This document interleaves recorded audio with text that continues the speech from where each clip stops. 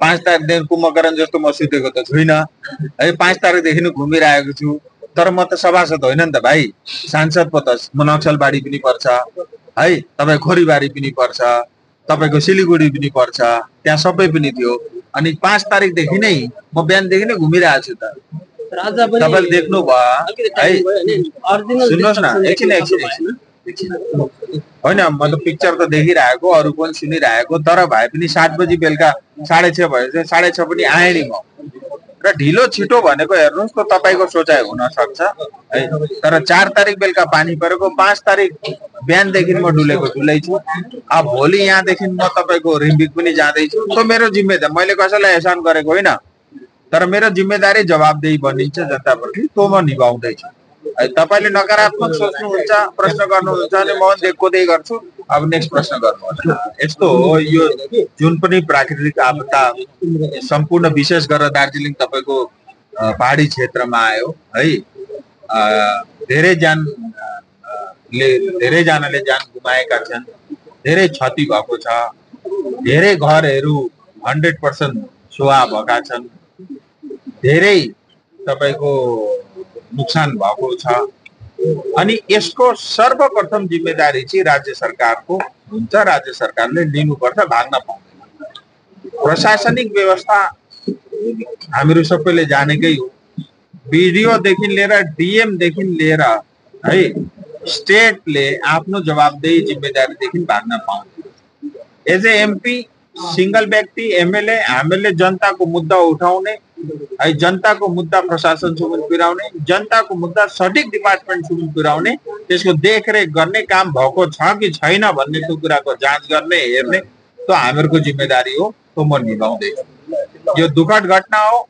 यो कठिन समयमा हामीहरू पार्टी पोलिटिक्स छोडेर, म भन्न पनि चाहन्छु, आज सबै लागि परेका छन्। जिटिएका पनि लागि परेका छन् है, अरू पोलिटिकल पार्टीका नेतृत्व कार्यकर्तालाई। यो राम्रो हो है। म यसमा एउटा पोजिटिभ पनि देख्दैछु, किनभने मिलेर सबै काम गर्दैछन्। आज म कहीँ जाँदा सभासद पनि छन् है, अरू कुनै पार्टीका कार्यकर्ता भोलिन्टियर जाँदा अरू विभिन्न पार्टीका पनि जोडेका छन्। एउटा यसले सकारात्मक एउटा मतलब सन्देश पनि पहाडलाई दिएको छ। परेको बेलामा हामीहरू पार्टी र झन्डाको कलर नहेरेर हामीहरू यो दुःखको घडीमा जनताका साथमा छौँ भन्ने एउटा हामीले सन्देश पनि गएको छ गाउँ गाउँमा। यो राम्रो कुरा। अब फर्स्ट फेजमा इमिडिएट रिलिफ, रासन पानी, खाना पिउना, बस्ने जे पाइन्थ्यो हो त लगभग प्राय भइसक्यो। म पनि हेर्नुहोस् त्यही रासन पानी गरिरहेको छु। यहाँ आसामबाट यताबाट 8-10 ट्रक मटेरियल ल्याएर चाहिँ जुत्ता मोजादेखि जे हुन्छ जनताको सेवा जसरी हुन सक्छ त्यो हामीहरू प्रयासरत छौँ। अब नेक्स्ट लेभलमा चाहिँ यहाँ प्रशासनको ठुलो जिम्मेदारी हुन्छ।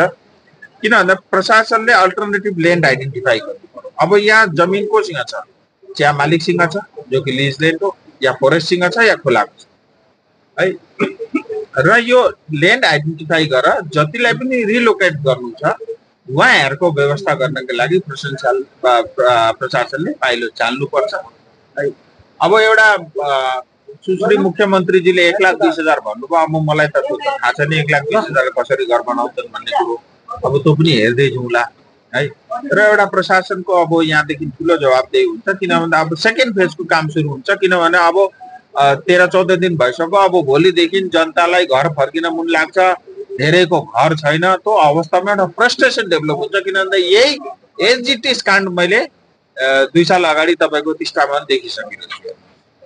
त्यहाँ धेरै गएर पहिले ठुल्ठुला ठोकुवाहरू भयो, अल्टिमेटली केही पनि भएन। आज कसैले केही घर पाएको छैन। म व्यक्तिगत तौरमा आफैले 10वटा घर बनाइदिँदैछु। म यहाँ पनि भन्दैछु, पहाडमा पनि हेर्नुहोस्। तपाईँले पनि सोध्नुहुन्छ तपाईँले चाहिँ के गर्नुहुन्छ भनेर। हुन त एमपीले के गर्थ्यो र भए पनि म जाँदैछु, जति पनि कुरा लेखेर प्रशासन डिपार्टमेन्टमा पुर्याउँदैछु है, चाप दिने काम पनि गर्दैछु, बिडिओलाई भन्ने काम पनि गर्दैछु, इन्जिनियर पठा, यसको नपाई गर, यसको प्रपोजल पठा, यसको डिपिआर पठा भन्ने पनि गर्दैछु।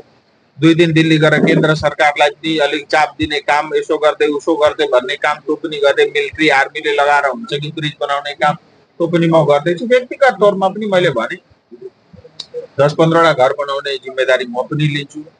कमसेकम मेरो एमपी लेडमा एज ए डिजास्टर घोषित भएको छैन, त्यो युज गर्न नपाए पनि गाउँ समाजबाट भेला गरेर चाहिँ कमसेकम 2-3 करोड रुपियाँको वाल प्रोटेक्सन बनाउने काम म स्वयं पनि गरिदिन्छु है। तर अब मुख्यमन्त्री पनि आउनुभयो, आँखाले देख्नुभयो, मलाई उहाँमाथि धेरै विश्वास थियो, घोषणा गर्नुहुन्छ भनेर यहाँ भएन, सायद कलकत्ता पुगिसकेपछि बा बुद्धि पलाउँछ कि भन्ने अझै पनि आशा राखेको छु। किनभने डिजास्टर घोषणा त हेर्नु गर्नुपर्छ। डिजास्टर घोषणा भयो भने एमपी लेट एमएलए लेट त्यो त सानो कुरा हो, त्यो पनि युज गर्न पाउँछ। तर केन्द्र सरकार राज्य सरकारको जुन डिजास्टर फन्ड हो त्यो हामीहरूको जनताले पाउँछ। म तपाईँलाई उल्लेख गर्न चाहन्छु, अनि यसमा केही झुटो कुरो होइन नि, यो सब प्रमाण छ नि, म कागज पनि तपाईँलाई देखाइदिन सक्छु। किनभने हेर्नुहोस्, एसडीआरएफ फन्ड जसमा केन्द्र सरकारको 75% हुन्छ, स्टेटको 25% हुन्छ, एफवाई फाइनेन्शियल इयर 25-26 यो चल्दै गरेको साल जो एन्ड हुन्छ मार्चमा, 6 महिना बितिसक्यो, यो सालको पनि 1300 करोड हो, जसमा लगभग 1000 करोड 970 या 980 करोड रुपियाँ केन्द्र सरकारले दिएको। त्यो पैसा आज बंगाल सरकारसँग छ। यहाँ डिजास्टर घोषित गरेको थियो भने त्यो 1300 करोड बंगालको पनि मिलाएर 25%, केन्द्रको 75%, यो मिलाएर 1300 करोडको 10% इमिडिएटली एज पर सरकारी मतलब जो रुल्स रेगुलेसन छ त्यो मुताबिक 10% इमिडिएटली त्यो पैसा राज्य सरकारले यो क्षेत्रको जनतालाई दिनु पर्छ। त्यसो डिजास्टर घोषित नगर्दा 130 करोड रुपियाँ दिनु परेन। अर्को, तपाईहरु पत्रकार हुनुहुन्छ, अलिकति तपाईहरु पनि बेला मौकामा यसो स्टडी गर्नु। हेर्नुस्, सालमा पश्चिम बंगालको एउटा बजेट बनिन्छ, सालाना 3 लाख करोडको बजेट हो है। 3 लाख करोडमा एउटा कलम आउँछ डिजास्टर, 3200 करोड यो सालको। पोहोरको साल 2300-2400 करोड थियो, यो साल बढेर 3200 करोड रुपियाँ छ। अरु कहीँ डिजास्टर यत्रो ठुलो क्षति भएको त मैले बंगालमा देखेको छैन। 6 महिना बितिसक्यो, 6 महिना त्यो 3200 करोडमा त्यो पैसा कहाँ जाँदैछ? त्यो पैसा यहाँ युज किन हुँदै छैन? त्यो 3200 करोडको 10% 300 करोड, यता 1300 करोडको 10% 130 करोड, 430 करोड रुपियाँ त यहाँ हामीहरूको जनता जस्तो थियो त्यो भन्दा अझै अब गुमाएका जान त फर्काउन सकिँदैन थियो। अरु सबै चिज तन्दुरुस्त हुन्थ्यो, तर हुन सकेको छैन। यो वास्तविकता हो। अब मान्नेले मानुन्, नमान्नेले नमानुन्, जो पाए त्यसलाई गाली गरेर बस्न चाहनुहुन्छ बस्नुहोस्, तर केन्द्रले दिएको पैसा बंगालले राखेको छ। टिस्टा बाढ पीडितका समयमा पनि दिएन, यो पालि पनि दिएन। अनि डिजास्टर बजेट जुन 3200 करोड बंगाल सरकारकै बजेट हो, हामीहरूकै ट्याक्स कलेक्ट गरेर यहाँ होमस्टे 40 वटा चल्ने दाजुहरूले ट्याक्स कलेक्ट गरेर अलिअलि दिने पैसाले त्यो बजेट बनिन्छ, तर त्यसको 3200 करोड पनि केही दिएको छैन। हो वास्तविकता हो। मान्नेले मानुन्, नमान्नेले पनि मलाई केही छैन, तर भन्ने मेरो कर्तव्य।